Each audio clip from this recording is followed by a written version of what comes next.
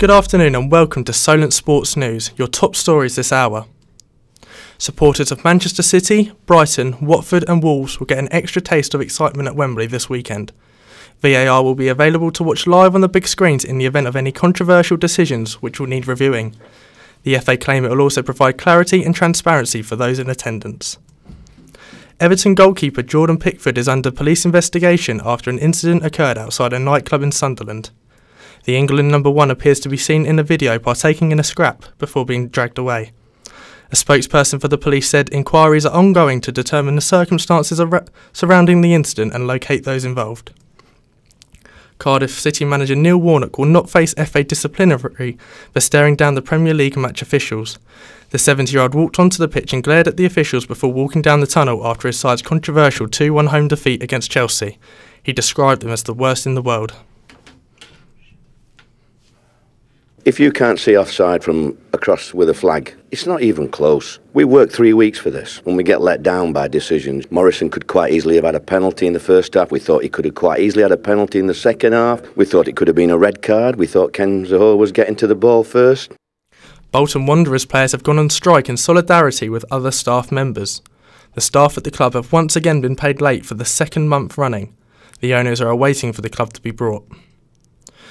In Scotland, Rangers striker Alfredo Morelos will miss 4 of the last 7 games for Steven Gerrard's Rangers side. Morelos was given his 5th red card of the season in the 2-1 defeat to Celtic in the Old Firm derby. Coach Gerrard confirmed he had been fined by the club and asked to publicly apologise. Alfredo's accepted it, showed remorse and he's apologised. I think he put that public himself and we draw a line under it. You know, now moving forward we hope Alfredo learns the hard way. And we wait now for him to return to help us in the final push. Southampton FC would be competing for Champions League qualification if the season started in January. The Saints' 1-0 win away at Brighton and Hove Albion on Saturday means they are 5 points clear of Cardiff in 18th. However, they've been the 5th best team since January, above the likes of Chelsea and Tottenham. England women's boss Phil Neville believes some of the Premier League's biggest clubs should host women's matches. Barcelona and Atletico Madrid broke the domestic league record for attendance in a women's game last month. A huge 60,000 fans filled the stadium. Currently, the record in England sits at 5,000 between Chelsea and Arsenal. In Formula 1, the Schumacher name continues to live on.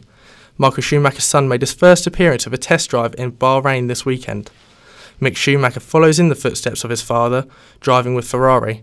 Fans of Schumacher are excited to see his son's progress in the sport. Andy Murray has made his return to tennis. The 31-year-old posted a video of himself on Instagram rallying on a court with the caption, "It's a start," after a successful hip operation. Although he's on his way to recovery, he claims in March there's less than a 50% chance he will compete at Wimbledon this summer.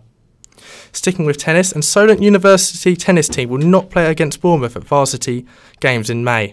This is because the event organisers decided against tennis playing the game, and will play short tennis instead, a variation in which the court size and rackets are smaller instead of standard tennis.